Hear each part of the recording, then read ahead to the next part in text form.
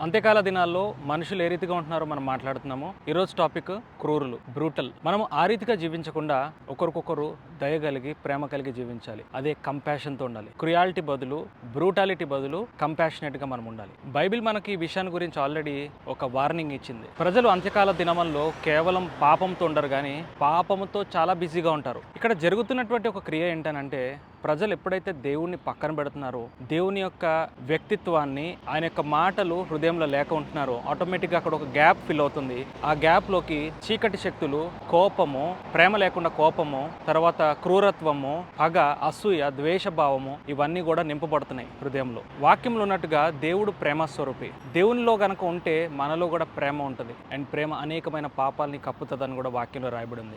క్రూరత్వంతో బ్రూటాలిటీగా ఉండటం అనేది చాలా తీవ్రమైనటువంటి పాపము.